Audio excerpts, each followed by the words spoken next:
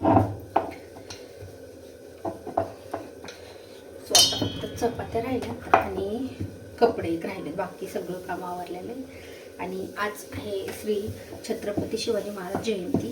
तर म्हटलं चला आवरून वाटल्यास बाहेर पण जाऊयात, कारण की आज रुद्राजला शाळेला पण सुट्टी आहे. आणि आता तर म्हणजे 4 वाजता बघूया, कारण 4 वाजता गर्दी पण असते बाहेर आणि बघायला 4 वाजता भारी असतं. बघू आता जाणं होते का नाही, कारण की लांब आहे जरा. अजून कपडे, परत स्वयंपाक झाला की जेवण, कारण की सुट्टी असली ना की निवांत उठलं की मला खूप उशीर होतो. आज पण जास्त उशीर झाला, कारण की आज त्याला सुट्टी होती, आज त्याला जाऊ दे, त्यामुळे उठायला उशीर झाला. 1 तास जरी उठायला उशीर झाला ना तर मग स्वयंपाकाला खूप उशीर होतो.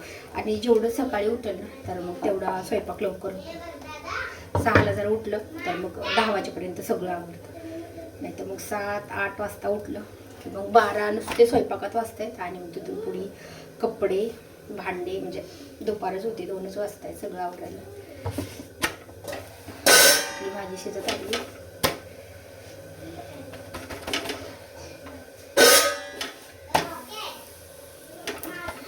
पहिली चपाती एवढी छान नाही फुगते, दुसरी मस्त फुगते. आता बघू शकता ही चपाती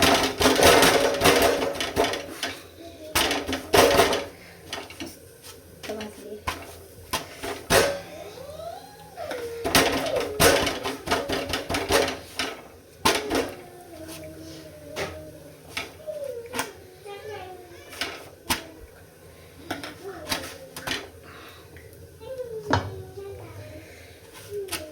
पण काय होतं ना की आता म्हणजे उशीर झालाय तर ऊन खिडकीतनं छान येते, त्याच्यामुळे थोडासा ब्राईटनेस छान येते.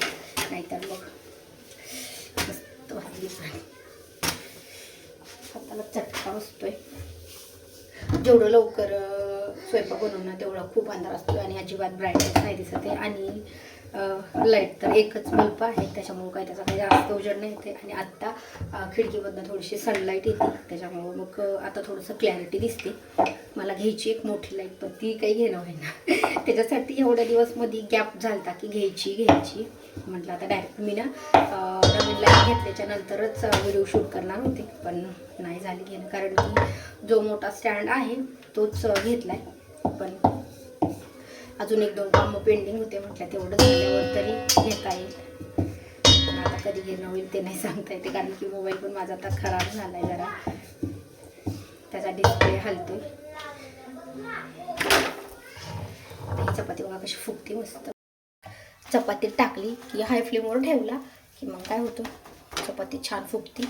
एकदा पलटून घेतली, आता दुसऱ्यांदा पलटून घेतली की लगेच आपल्याला तेल लावून घ्यायचं.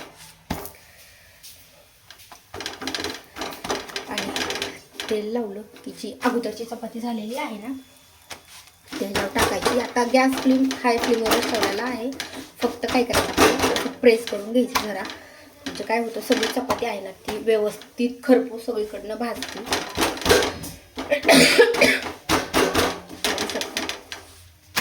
म्हणजे चपाती भाजायला जास्त वेळ नाही लागत आहे. आणि मेन म्हणजे कोणत्यासाठी कच्ची पण नाही राहते, व्यवस्थित भाजली जाते, सगळ्या साईडने छान भाजते, एकसारखी भाजते. कुठं असं जास्त डागत नाही किंवा कुठं अशी कच्ची राहत नाही. कारण की चपाती भाजताना जरी आपल्याला दिसली थोडीशी कच्ची राहिली ना मग ती ताटात घेतल्यावर खूपच जास्त कच्ची दिसते. बघू शकता अगदी 1च मिनिटात मस्त भाजली.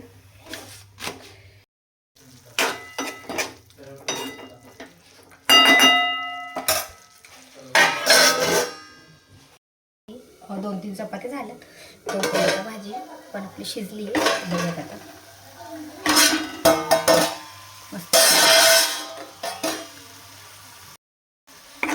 मस्त शिजली.